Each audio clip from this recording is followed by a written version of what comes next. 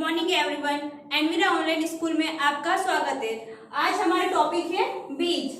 बीज यानी इसको अंग्रेजी में कहेंगे सीड्स, यानी सीड्स की डेफिनेशन क्या है, बीज क्या है, बीज का क्या महत्व है, वो आज हम पढ़ेंगे। ये फर्स्ट पॉइंट हो गया हमारा बीज के। बीज क्या होता है? बीज पौधे की वह सबसे छोटी अवस्था होती है। सबसे छोटी अवस्था हमारी हो जाएगी सुसुप्त अवस्था। बीज की वह सबसे छोटी अवस्था जो बीज क्या करते हैं, अपने समान एक नए पौधे को जन्म देता है, वो क्या हो जाएगा हमारा बीज। यानी जैसे अगर स्वस्थ बीज लेंगे तो उससे पौधा भी किस प्रकार से उत्पन्न हो जाएगा, एकदम स्वस्थ पौधा उत्पन्न होगा। जैसे दाना, दाने में क्या आ जाएगी, फसल, अनाज, फल, पत्ती, जड़ अथवा तने का वो भाग जो अपने समान रूप से स्वस्थ पौधे को जन्म देता है, वो क्या कहलाता है हमारा बीज। यानी तकनीकी दृष्टि यानी वैज्ञानिक दृष्टि से पुष्प के परिपक्व, परिपक्व का मतलब हो जाएगा पूर्ण रूप से पक जाना, पक जाने का मतलब हो जाएगा परिपक्व। परिपक्व बीजांड को, बीजांड यानी बीज प्लस अंड यानी छोटे छोटे बीज, उनसे उत्पन्न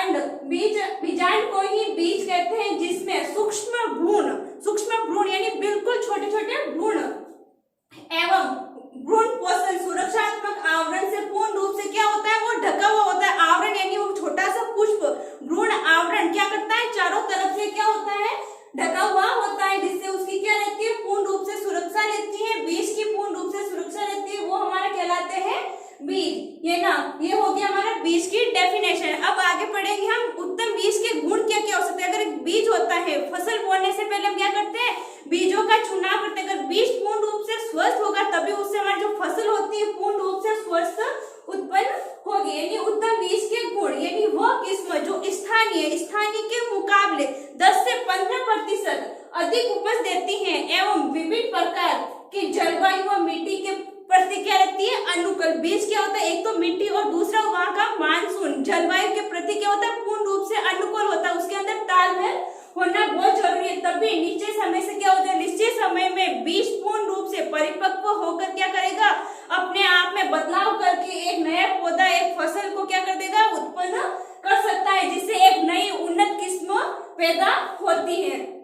तो उत्तम बीज के गुण वह किस्म जो स्थानीय किस्म के मुकाबले 10 से 15% अधिक उपज देती है एवं विभिन्न प्रकार की जलवायु व मिट्टी के प्रति अनुकूल हो तथा निश्चित समय पर परिपक्व अवस्था में यानी निश्चित समय पर पूर्ण रूप से पक जाता है अवस्था में पहुंचती हो, उन्नत किस्म कहलाती है। ये हो गया हमारा उत्तम बीज के गुण। अब उत्तम बीज की डेफिनेशन हो गई, उत्तम बीज के गुण हो गए। उत्तम बीज के गुण के अंतर्गत कौन कौन सी शुद्धता होनी बहुत जरूरी होती है। जैसे हमारा पहला पॉइंट हो गया आनुवांशिकता शुद्धता। आनुवांशिक शुद्धता कैसे हो जाएगी, जैसे एक बीज है वो उसी वन से उत्पन्न होगा तभी उसके अंदर क्या प्राप्त हो जाएगी, आनुवांशिकता शुद्धता प्राप्त हो जाएगी। जैसे पहला पॉइंट हुआ है हमारा आनुवांशिक शुद्धता। उत्तम बीज का मुख्य यानी मेन पॉइंट क्या हो जाएगा, मुख्य लक्षण उसका हो जाएगा बीज पूर्ण रूप से आनुवांशिक शुद्धता से परिपूर्ण होना चाहिए एवं बीज की पहले क्या कर लेनी चाहिए, हमें बीज को एक जांच कर लेनी चाहिए, उस बीज की प्रमाणिकता को जांच लेना चाहिए। शुद्ध व प्रमाणित बीज में अपनी किस्म के यानी जो बीज ले रहे हैं उसी किस्म की फसल व पौधे उससे उत्पन्न होंगे। शुद्ध व प्रमाणित बीज में अपनी किस्म के अनुरूप यानी जो किस्म होगी वो उससे अनुरूप होंगे। आकार, प्रकार, रंग, रूप एवं वजन के सभी लक्षण पाए जाते हैं। आनुवांशिकता में हो जाएगा बीज क्या होता है, उन्नत किस्म का होगा, उसी आकार का होगा, उसी रंग का होगा और उसका वजन उसी समान पाया जाएगा। ये सभी लक्षण बीज, आकार, रंग, रूप एवं समान रूप से आनुवांशिकता शुद्धता में पाए जाते हैं और बीज पूर्ण रूप से चमकीले होते हैं, वो हो जाएगा हमारा आनुवांशिक शुद्धता।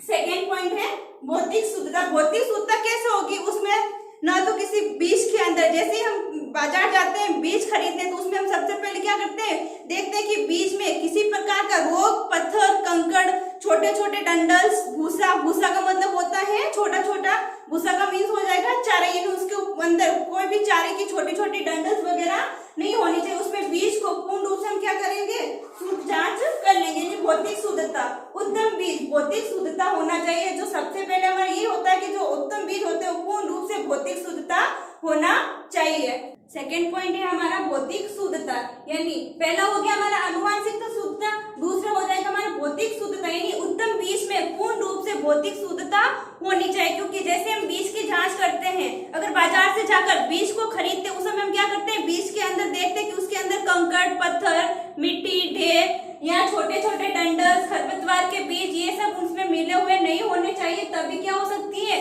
बीजों के अंदर पूर्ण रूप से भौतिक शुद्धता होगी। उत्तम बीज भौतिक शुद्धता होना चाहिए, उसमें अन्य फसल यानी कोई भी जिस फसल के लिए हम बीज खरीदे उसके अलावा उसके अंदर कोई भी फसल के बीज नहीं होने चाहिए। किस्म तथा खरपतवार के बीजों की मिलावट भौतिक शुद्धता के बीजों में पूर्ण रूप से नहीं होनी चाहिए। बीज में कंकड़, पत्थर, कूड़ा, कचरा, फसल के अवशेष यानी फसल के जो छोटे छोटे टुकड़े होते हैं, डंडल्स होते हैं, वो फसल के अवशेष, भूसा का मतलब हो जाएगा चारा आदि नहीं होने चाहिए, जिससे फसल व किस्म के पौधों की संख्या क्या कर जाएगी, घट जाएगी। जिसमें बीज होते हैं, बीज तो क्या होंगे, उसमें कम होंगे, उसमें कूड़ा, करकट, मिट्टी के ढेर, डंडल्स, भूसा क्या हो जाएंगे, बीज से अधिक हो जाएंगे। और जो खरपतवार के बीज होंगे, बीजों के साथ साथ जिस बीज फसल के लिए हम बीज ले रहे हैं उसके साथ साथ खरपतवार के बीज क्या करेंगे, वहां पर उगने लग जाएंगे, संख्या घट जाती है, उत्पादन में पूर्ण रूप से कमी आ जाती है। नेक्स्ट पॉइंट है हमारा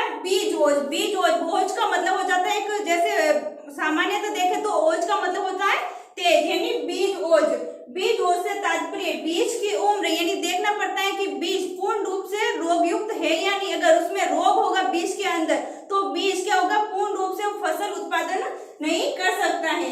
बीज की उम्र, आकृति, बीज आकृति में देखना है छोटा है या पतला है, आकृति तथा क्रियात्मक स्वास्थ्य। क्रियात्मक स्वास्थ्य यानी बीज अपने आप में वृद्धि करने, विकास करने के योग्य है या नहीं है, जिससे तीव्रता से समान अंकुरण यानी पौधे में वृद्धि होने, अंकुरण होने में क्या लग जाएगा, समय लग जाएगा, या पूर्ण रूप से पौधा क्या हो जाएगा, बोना हो जाएगी, या फसल रोग से ग्रस्त हमें प्राप्त होगी, जिससे तीव्रता से समान अंकुरण व पौधों का विकास होता है। उत्तम बीज में पर्याप्त ओज होता है, यानी जो उत्तम प्रकार का बीज होता है उसमें क्या होता है, ओज होता है, यानी उसमें बीज के अंदर अंकुरण फूटने और पौधे में वृद्धि होने की क्षमता होती है। बीज ओज अच्छा नहीं होने पर पौधों की जो संख्या होगी वो पूर्ण रूप से बढ़वार में क्या हो जाएगी, कमी हो जाएगी। बढ़वार में कमी आती है, फसल की गुणवत्ता पर पूर्ण रूप से प्रतिकूल प्रभाव पड़ता है, यानी जो बीज ओज होता है उसमें क्या करता है, फसल के प्रतिकूल विपरीत पड़ेगा, जिसमें उसकी गुणवत्ता है, बीज की गुणवत्ता पूर्ण रूप से नष्ट हो जाएगी। चलो इसके साथ हम छोटा सा पॉइंट लेते हैं, जैसे राष्ट्रीय बीज निगम हमारा पॉइंट हो जाएगा, सिर्फ ये बेसिक समझाने के लिए है। राष्ट्रीय बीज निगम की स्थापना हमारे कब हो जाएगी, 1963। सेकेंड हो जाएगा हमारा बीज अधिनियम कब बना था, बीज अधिनियम बना था हमारे 1969 में। तीसरा हो जाएगा हमारा बीज आदेश, यानी बीज अधिनियम आदेश बीज अधिनियम कब लागू हुआ था, ये हमारा हो जाएगा 1983। नेक्स्ट हो जाएगा हमारा केंद्रीय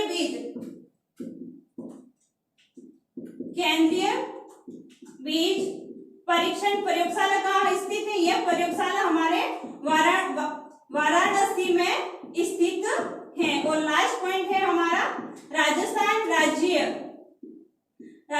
राज्य निगम की स्थापना कब कहाँ हुई, इसकी स्थापना हुई हमारे 1978 जयपुर में। ये सिर्फ बेसिक आपको समझाने के लिए पॉइंट है। नेक्स्ट पॉइंट है हमारा उच्च अंकुरण क्षमता, यानी बीज के अंदर यानी बीज में अंकुरण निकलने की क्षमता कैसी होनी चाहिए, उसमें अगर उत्तम अंकुरण क्षमता होगी तभी क्या होगी, फसल पूर्ण रूप से अच्छी होगी, यानी उच्च अंकुरण क्षमता। उत्तम बीज में उच्च अंकुरण क्षमता होनी चाहिए, यानी उसके अंदर क्या होनी चाहिए, उच्च अंकुरण क्षमता होनी चाहिए। अंकुरण क्षमता का खेत में उगे पौधों की संख्या फसल की उपज से सीधा संबंध होता है, यानी उसके अंदर जो खेत के अंदर फसल बोएंगे उसके आधार पर हम ज्ञात कर सकते हैं कि जो उच्च अंकुरण क्षमता होती है वो किस प्रकार की होती है, यानी बीज की सही मात्रा, यानी बीज का चयन करने की सही मात्रा, उसकी अंकुरण क्षमता किसमें ज्ञात कर सकते हैं, हम प्रतिशत में ज्ञात कर सकते हैं, यानी बीज की सही मात्रा उसकी अंकुरण क्षमता प्रतिशत के आधार पर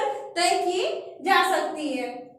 नेक्स्ट पॉइंट है हमारा नमी की मात्रा। अगर खेत में अगर जितनी अधिक नमी होगी वहां पे हमारे जीवाणु कव क्या हो जाएंगे, अधिक पाए जाएंगे, यानी जो सीधा क्या करेंगे फसल के ऊपर फसल को पूर्ण रूप से अधिक नष्ट पहुंचाएंगे। यानी नमी की मात्रा उत्तम बीजों में निर्धारित मात्रा से अधिक नमी होनी चाहिए, यानी निर्धारित जो मात्रा क्या हो जाएगी, अधिक नमी होनी चाहिए। उत्तम बीजों में निर्धारित मात्रा से अधिक नमी होनी चाहिए। अधिक आर्द्रता के कारण बीज में कवक, कीट आदि को प्रकोप हो जाएगा, जिससे अंकुरण क्षमता क्या हो जाएगी, पूर्ण रूप से कम हो जाएगी। यानी अनाज के बीजों में भंडारण के समय जब सारी फसल को काट देते हैं और जब उसका भंडारण किया जाता है, तब अनाज के बीजों में भंडारण के समय नमी कितनी प्रतिशत होनी चाहिए, हमारे 12% होनी चाहिए। यानी इस नमी को ज्ञात करने का सूत्र है बीज की अंकुरण, वो भी किसमें ज्ञात करेंगे, प्रतिशत में, यानी बीज की अंकुरण प्रतिशत, यानी अंकुरित बीजों की संख्या। पहले बीजों की संख्या ज्ञात करेंगे, यानी बीजों की संख्या और फिर बोए गए बीजों की संख्या। पहले तो बीज हो जाएंगे हमारे अंकुरित बीज और फिर उसमें हो जाएंगे बोए गए बीजों की संख्या इंटू 100 से हम क्या कर लेंगे, गुणा कर लेंगे। ये हो जाएगा नमी की मात्रा ज्ञात करने का सूत्र। नेक्स्ट पॉइंट हो जाएगा हमारा रोग मुक्तता, यानी बीज क्या होना चाहिए, पूर्ण रूप से रोग मुक्त होना चाहिए। जब बीज को हम खरीदते उसे समय हमें पता लगा लेना चाहिए कि बीज के अंदर रोग है या नहीं, तभी से हमें पता लग जाएगा कि बीज पूर्ण रूप से रोग युक्त है, यानी रोग मुक्त। बीज निरोग यानी बिना रोग के।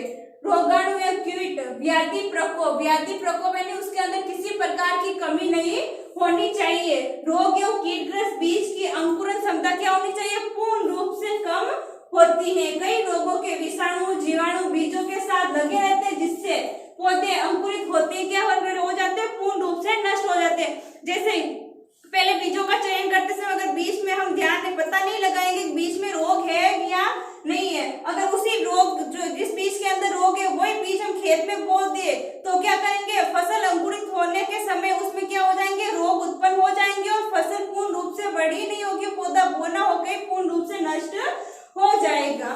नेक्स्ट है हमारा वास्तविक उपयोगिता मान, यानी बीज के अंदर कितना प्रतिशत शुद्ध होना चाहिए, यानी उसके अंदर उपयोगिता कितनी होनी चाहिए। वास्तविक उपयोगिता मान अच्छे बीज का वास्तविक उपयोगिता मान हो जाएगा 75% से कम नहीं होना चाहिए। एक अच्छा उत्तम बीज का गुण होता है कि उसके अंदर 75% से वास्तविकता उपयोगिता मान 75% से कम नहीं होना चाहिए। इसका सूत्र हो जाएगा हमारा वास्तविक उपयोगिता मान, इसका अंकुरण प्रतिशत और इंटू शुद्धता प्रतिशत बट्टा हमारा हो जाएगा 100। ये हो जाएगा हमारा वास्तविक उपयोगिता का मान। नेक्स्ट पॉइंट है परिपक्वता। फिर अब जैसे बीज का चयन हो गया, वो रोग मुक्त हो गया, लेकिन उसके बाद में एक बात और ध्यान रखना है कि बीज पूर्ण रूप से परिपक्व, यानी बीज पूर्ण रूप से पका हुआ है या नहीं। काफी बीज ऐसे होते बिल्कुल छोटे होते, उसका समान आकार चमकीला आकार वो पूर्ण रूप से कम होता है, जिससे क्या हो जाता है बीज पूर्ण रूप से परिपक्व नहीं होता है। यानी उत्तम बीज पूर्ण रूप से परिपक्व साफ होना चाहिए, उसका आकार पूर्ण रूप से सुडौल, यानी उसका आकार बीज का आकार मोटा होना चाहिए। उनमें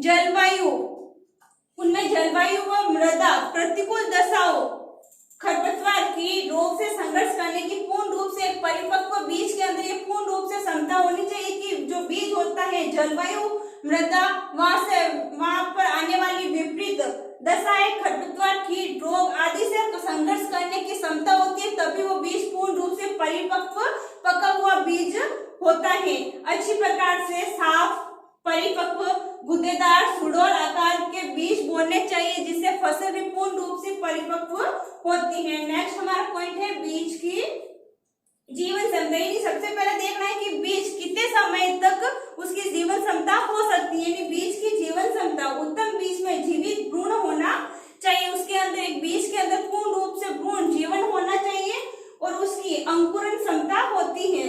बीज के कट जाने गल जाने रोग के प्रभाव या भंडारण के दोषों के कारण भ्रूण की जीवन क्षमता क्या हो जाती है, पूर्ण रूप से नष्ट हो जाती है। एक हमारा ये पॉइंट है उच्च अंकुरण क्षमता, यानी बीज के अंदर उच्च अंकुरण क्षमता कितनी हो सकती है। जैसे हमारा हो जाएगा गेहूं, जौ, चना। ये हमारा चौथा पॉइंट का बता रही हूँ मैं आपको। उच्च अंकुरण क्षमता गेहूं, जौ, चना ये फसल के नाम है। इसमें न्यूनतम अंकुरण कितने हो सकते हैं, 85%। ये हो जाएंगे गेहूं, जौ, चना, इसमें न्यूनतम अंकुरण क्षमता हो जाएगी मेरे 85%। नेक्स्ट है हमारा फसल धान, धान, धान का मतलब हो जाएगा यहाँ पर चावल, धान, ज्वार, तिल, रिजगा, इन सब में न्यूनतम अंकुरण हमारा हो जाएगा 80%।